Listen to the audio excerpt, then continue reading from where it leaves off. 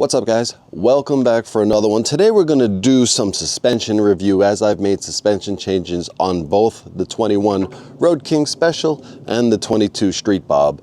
So if you're in the market for suspension, or maybe you just don't know a lot about it and you don't know where to start, this will be a good video for you. We're going to review some of the basic terms that you come across when you're looking at suspension, as well as my own personal thoughts on what the rear and front suspensions have done for both motorcycles.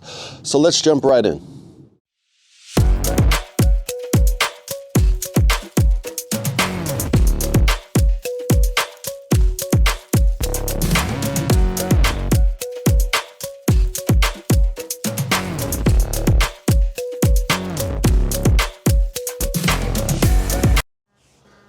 So why would you want to replace your suspension on your Harley Davidson anyway? Well, for one, the stock suspension barely has any adjustment at all. And that adjustment is not suited for all size riders. The second most important reason would be serviceability. Over time, bushings, seal, wear, and oil needs to be replaced, whereas a high quality aftermarket suspension allows you to do those things. So before we get into the who, what, and why of front and rear suspension, let's talk about a few common terms that you will hear when you're in the market. So the first common term you'll hear is sag, and that's basically the dialed in weight settings for the rider on that specific shock.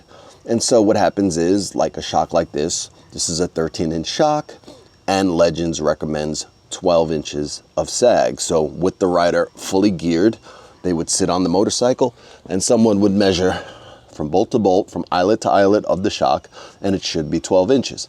And that puts the rider in the sweet spot of the suspension settings, where they're halfway through the upper and lower stroke. So the next common term you'll hear is the word damping.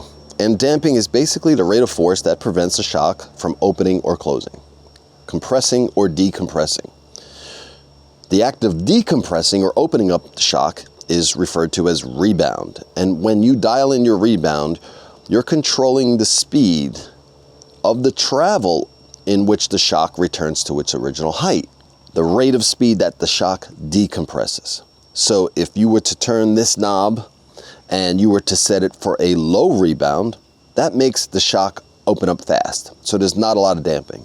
It's a little harsher, but for performance, it keeps the tire planted to the road over things like consecutive bumps and high-speed cornering.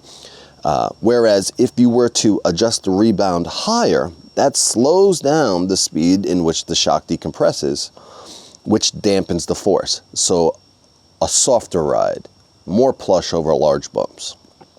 If you hit a bump in a corner and there's too much bounce, you would basically slow down the rebound with a higher number. Or if it's too firm, make the rebound faster by choosing a lower number. So on a shock like this with an external reservoir, we can also control compression. And compression is the opposite of rebound. It's the act of a shock compressing, and you're controlling the speed in which the shock, under load, closes up. So very much the same way, higher compression is stiffer, so the shock doesn't absorb as much as the force. Lower compression is softer. And when you go to dial these settings in, after you set your sag, you really want to do one at a time. As for my impressions of when I first put the rear shocks on the Road King, I would say the first thing I noticed was that I was not bottoming out anymore. And with the proper sag setup and rebound, it definitely smoothed out a lot of the bumps, made longer rides more comfortable, and the ability to use those same dials to not only set the right sag for when I was too up or going out of state, with a lot of bags and stuff like that. As long as you take the time to set up your suspension in the rear, not only the first time when you ride it, but also if there's any changes in the conditions of what you're riding. And what I mean by that is simply, do you have a passenger this time? Are you loaded up with gear? all of that can affect the suspension. And if you're going to spend this kind of money on adjustable suspension, you should at least be putting the time into playing with the settings and finding out what works best for you in all of the different situations you find yourself riding in. So, in the past with the stock shocks, you only have that dial that you set to a certain weight.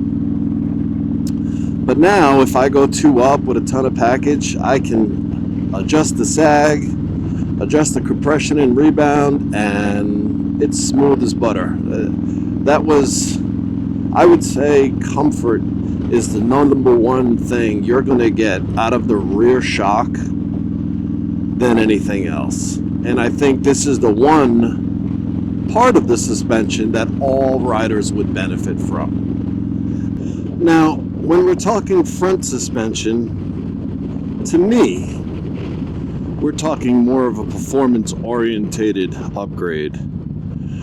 And when I put the Legend drop-in forks on this bike and started riding it around, the very first thing I noticed was how little brake dive it had compared to stock, which is great for when you're braking aggressively, dropping into turns and stuff like that. It definitely felt more stable. But again, that's me riding pretty aggressive. So if you're not one to ride aggressively, I think you could probably get away with not doing the front suspension. That's not to say you wouldn't benefit from it or you wouldn't feel the difference. Even coming into a light like this, I can go front brake heavy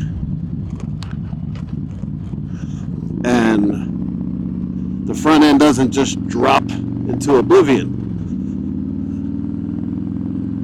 So I think maybe, if anything, that's something everybody can benefit from.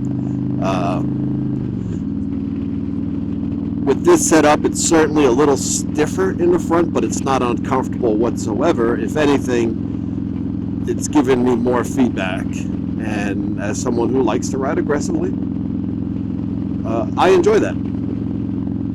And again, here in South Florida, we're not blessed with the twisties that other places have. And I really think these things shine in the turns if we're talking about upgraded performance and the feedback you're getting from the motorcycle. And so again, front suspension, the cornering was much better. I felt locked in. I don't have the high-speed shakes if I'm in a corner a little aggressively. So stability for sure, handling for sure, and like I said, the brake dive probably the most noticeable out of everything else. And there are other suspensions that you can get where you can adjust the rebound and stuff in your front suspension as well. I happen to get a good deal on these, so I went with these. But if you're someone who, again, rides in various scenarios, various levels of aggressiveness, and you're willing to put in the time to play with these settings, I would say go for it. I would say get the front suspension like an Öhlins or a GP that has the adjustable settings. But I think for the most part, for most people, including people like myself who ride aggressively, these Legends Axio drop-ins are great. A huge improvement over stock for aggressive riders. I'll say it like that. So that leads us to the Street Bob. And on the Street Bob, like I said, I do have Lowrider S inverted forks in the front with the stock internals, and we'll get to that in a second. And I also have Legend rear suspension on the motorcycle. And just like the Road King, putting the Legends in the rear really smoothed out the bumps on this bike. This bike does not ride as plush as a touring bike by default. And so, just like with the Road King, when I was 2 up, even being a solo rider, if I hit a heavy bump or a train track, it would bottom out in the rear. And putting that suspension on the rear has certainly eliminated that, and has certainly smoothed out the ride so much better, because with the stock suspension, if I was riding hard all day, my back would be sore when I got home, and now that is not an issue whatsoever. I have taken this motorcycle on several trips, good 4 or 5 hours away, one way, and the suspension's been great. It's kept the rear wheel planted on the ground, which is great for a bike like this because it is light, and especially in conditions like rain and stuff like that. So, to the front. Like I said, I do have the stock internals, but let's talk about the inverted fork itself. Now, the inverted fork certainly has some benefits over a standard fork. Number one being the rigidity, and that rigidity comes from the stanchions, which are the big black tube here that you see. It's inverted, or a USD fork as some people call it, because on a standard Harley fork, the stanchion is actually on the bottom, and the slider, or the tubes, is on the top, the biggest piece of it.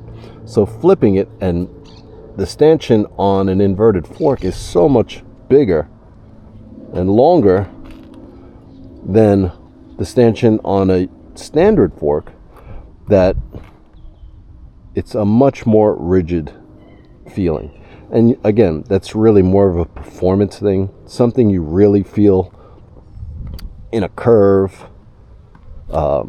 I can tell you that switching to the inverted forks also gave the bike this top heavy feeling, because the weight is up top away from the wheel, and like I said, the stanchions are bigger, so the front end is actually heavier than it was stock, and it's just this light, playful feeling. I don't know if you've ever ridden a Indian touring motorcycle with their inverted forks, or even maybe one of the newer Harleys with the inverted forks. The first thing I notice is how playful it feels, how easy it is to drop it into a turn or a curve. So that, first and foremost, is the biggest benefit, and we're not even talking about upgraded internals. Brake dive on the inverted fork, even with stock internals, is an improvement over the brake dive on the previous front end that comes with the Street Bob. I can tell you that right off the bat. So I already have this planted feeling. It's more playful, and I have reduced brake dive, and I haven't even swapped out the internals yet. But again, if you're on a bike similar to this one and you had to choose one, I would choose the rear. But I highly recommend you do both, even if you don't do the inverted front end. More so if you don't do the inverted front end. So just to recap, you get comfort in the rear, performance in the front, you get smoother bumps, better traction in the rear, you get more planted feeling in corners in the front, you get reduced brake dive in the front. So if you're just looking for a little comfort, and maybe you ride 2 up sometimes, maybe you go far, rear suspension if you can't do both. If you're looking for that performance all around, you want that agility, you want to feel like you're riding on rails, do both. And if we're talking inverted versus standard, we're talking less unsprung weight because the weight is above. We're talking more rigidity because of the length and size of the stanchion. But all in all, do them both if you can. If you can only do one, do the rear. That's my recommendation. And if you're going to spend the money, spend the time in adjusting it. Spend the time to dial it in. Otherwise, it's just eye candy. And if that's your thing, you know, more power to you. But why not spend a little bit of time dialing that thing in so it's exactly what you need it to be when you need it to be. But that's really all I got for you guys today. I hope you guys enjoyed the video. I just wanted to catch up with you guys on some of this stuff with the suspension. And you guys know what to do. Like and subscribe. Stay safe out there. Happy New Year. And I'll catch you on the next one.